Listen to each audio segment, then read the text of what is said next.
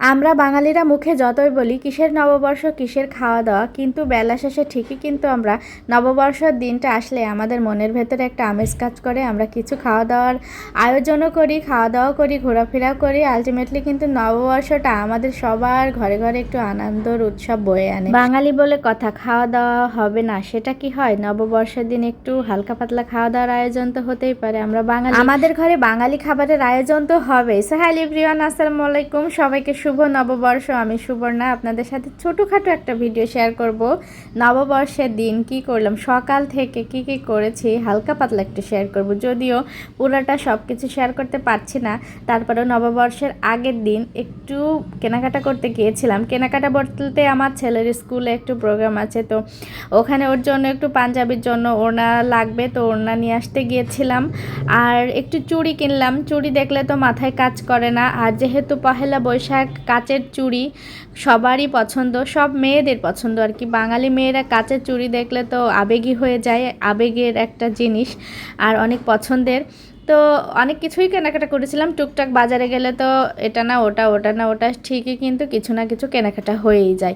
তো কেনাকাটা করে তারপরে চলে আসছিলাম রাতের বেলা। আর যা যা কিনছি সেগুলো আর ভিডিও করি নাই। সকালে উঠে অনেক কিছুর আয়োজন করেছিলাম। আমার হাজব্যান্ডের ছুটি ছিল, আর ছুটির দিনে এমনিতেই আমরা আয়োজন করি।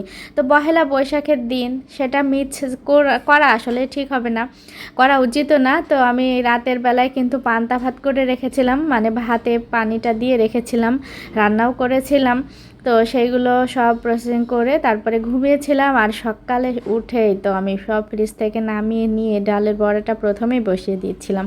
ডালের বড়া আর হচ্ছে পান্তা ভাত খুবই মজা হয়।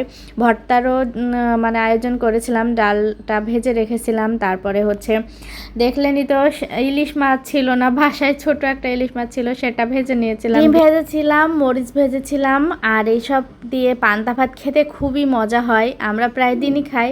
আর পহেলা বৈশাখের দিন তো আরও বেশি মজা লেগেছিল, মানে খুব বেশি এনজয় করছিলাম। আমার হাজব্যান্ড তো অনেক বেশি খেয়েছে, আমার ছেলেও খেয়েছে। একসাথে সবাই মিলে খাওয়া দাওয়া করছিলাম। আর সবারকে খাবার দেওয়ার জন্য টেবিলে সব কিছু নিয়ে গিয়েছি। হালকা আয়োজন, খুব বেশি না। পহেলা বৈশাখ বলেন এরকম খাবার খায়। আমার হাজব্যান্ডের তো পান্তা ভাত, ভর্তা, মাছ ভাজি এগুলো খুব পছন্দের খাবার। ছুটির দিন হলেই তো তার আবদার থাকে এগুলো খাবে। তো আজকেও বলছিল যে বাসায় যেহেতু আছে এগুলো রান্না বান্না করো, সবাই মিলে খাওয়া দাওয়া করা যাবে। তো আমি যে আয়োজন করেছিলাম বেশি কিছু না, তারপরে খুব তৃপ্তি করে ভাত খেয়েছি। সবাই একসাথে বসে টেবিলে অনেক মজা করছিলাম, গল্প করছিলাম আর খাওয়া দাওয়া করলাম, খুব মজা হয়েছে।